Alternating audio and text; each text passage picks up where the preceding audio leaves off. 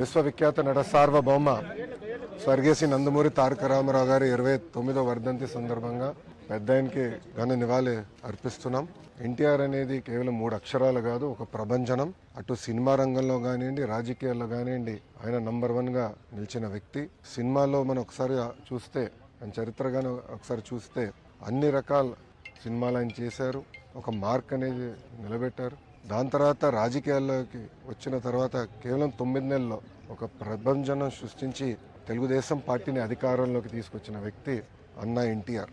ముఖ్యమంత్రి అయిన తర్వాత కూడా రిలాక్స్ అవ్వకుండా ₹2 కిలో బియ్యం కానివ్వండి, పటేల్ పట్వారీ వ్యవస్థ రద్దు చేస్తాం కానివ్వండి, మహిళలకి ఆస్తుల్లో సమాన హక్కు కల్పిస్తాం కానివ్వండి, ఇట్లా అనేక సంస్కరణలు తీసుకొచ్చారు అన్నా ఎన్టీఆర్.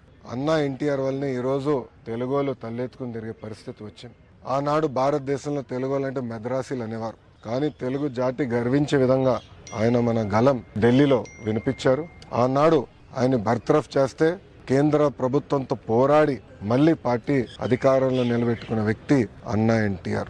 ఒక వ్యక్తితో ప్రారంభమైన తెలుగుదేశం పార్టీ ఈ రోజు 1 కోటి మందితో సభ్యత్వాలు తీసుకుని నిజంగానే చాలా గర్వకారణం. ఏ ఆశయాలతో అయితే అన్నా ఎన్టీఆర్ తెలుగుదేశం పార్టీని స్థాపించారో మేమందరం కలిసికట్టుగా తెలుగు వాళ్ళు ఎక్కడున్నా వాళ్ళకి అండగా నిలబడడానికి, తెలుగు జాతి ఎక్కడున్నా వాళ్ళ అగ్రస్థానంలో ఉండాలనే లక్ష్యంతో మేమందరం అహర్నిశలు పనిచేస్తామని మీకు తెలుపుకుంటూ